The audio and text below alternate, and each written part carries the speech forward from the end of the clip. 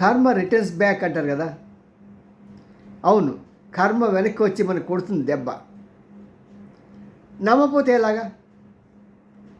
మరి ఈ కర్మ సిద్ధాంతాన్ని నమ్మినవాడు బాగుంటాడు, నమ్మనివాడు మటాష్ అవుతాడు. మరి అమెరికా పొగరుతో జేడి ఇవాన్స్ కూడా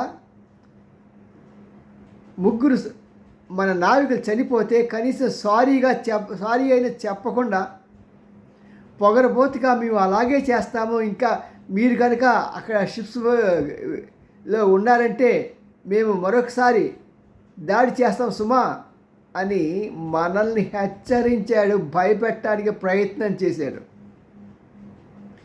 మన యొక్క శాంతం అలుసుగా చూసుకున్నాడు. కానీ భారతీయులంతా కూడా వారి యొక్క పూర్తి హృదయాలతో ఎవ్వరు ఏ దేవుణ్ణి, ఏ మతమైనా సరే ఆ దేవునికి మొరపెట్టుకున్నారు. దేవా, నా భారతీయుడు, నా సహోదరుడు, ముగ్గురు చనిపోయారు. దేవుడు ఏమన్నాడు తెలుసా? Don't worry mister, I'm here. ఎవడి కర్మను వాడు అనుభవించేటట్టుగా నేను చూస్తా కదా.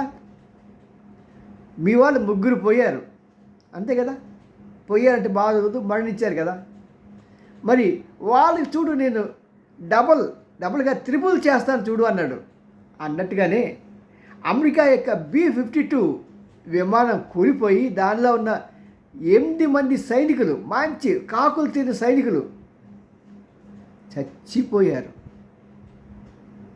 టెక్సాస్ దగ్గర ఇంకొక విమానం కోల్పోయి ఇంకొక సైనికుడు చనిపోయాడు. టోటల్ ఎంత అయిందండి? 8 + 1 9.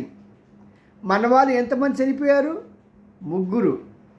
దేవుడు ఏం చెప్పాడు? 3 రెట్లు, 3 3 9. లెక్క సరిపోయిందా ట్రంపు? దేవుడు ఎవరిని వదలడండి. వాడు అమెరికా ప్రెసిడెంటే కావచ్చు కాక ఎవడైనా సరే ఆయన ముందు బలాదూర్.